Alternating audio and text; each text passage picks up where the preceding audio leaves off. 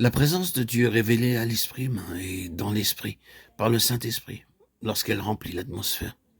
L'esprit humain en est conscient, mais pas l'essence. Les facultés restent libres, claires, capables de fonctionner. Sous l'influence de cette présence, l'esprit est contrit. Psaume 34, 18. Et la volonté se soumet à la volonté de Dieu. Toutes les actions qui découlent, en toute pureté de cette influence, sont d'accord avec l'idéal le plus élevé de l'harmonie et de la grâce. Les contrefaçons de la présence de Dieu affectent le corps, l'essence, qui sont alors conscients d'un feu de frisson. La contrefaçon de présence dans l'atmosphère se fait sentir sur le corps, respiration, vent. La pensée est passive, inerte. La personne affectée par cette présence commettra des actions qu'elle ne ferait pas en plein jour, en pleine possession de toutes ses facultés. Dieu agit dans l'esprit de l'homme et avec l'esprit humain. Jean 14, 23. Cette action divine révèle la paternité de Dieu. Le Fils devient vraiment le Sauveur et le Saint-Esprit, une personne très réelle. Père, Fils et Saint-Esprit sont manifestés comme une seule personne à l'esprit humain par le Saint-Esprit, ce qui entraîne les résultats décrits dans Romains 8, 9, 11. En ce qui concerne les contrefaçons que Satan emploie, ce sont des esprits mauvais qui contrefont chacune des personnes de la Trinité et par leur contrefaçon, ils pénètrent dans l'homme.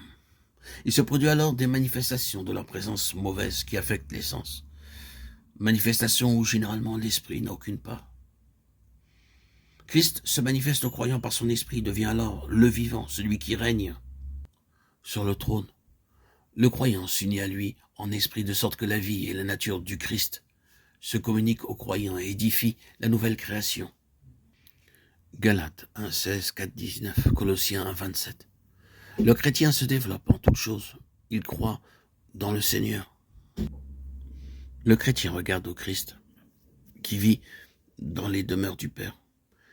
La confiance et la communion qui s'établissent entre lui et le Seigneur glorifié le sortent, en quelque sorte, des étroites limites de son être, de sorte que sa mentalité, sa vision spirituelle s'élargissent et qu'il comprend toujours mieux la communion des saints.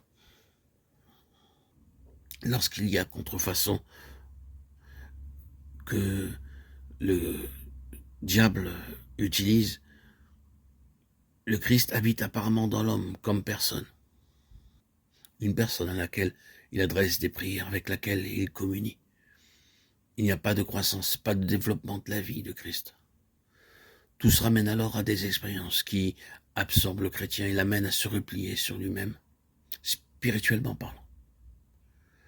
L'esprit peut avoir le sentiment de la présence de Dieu, mais pas l'essence. Dans la contrefaçon, c'est le corps qui ressent la présence. Les sensations physiques maîtrisent alors le sens spirituel.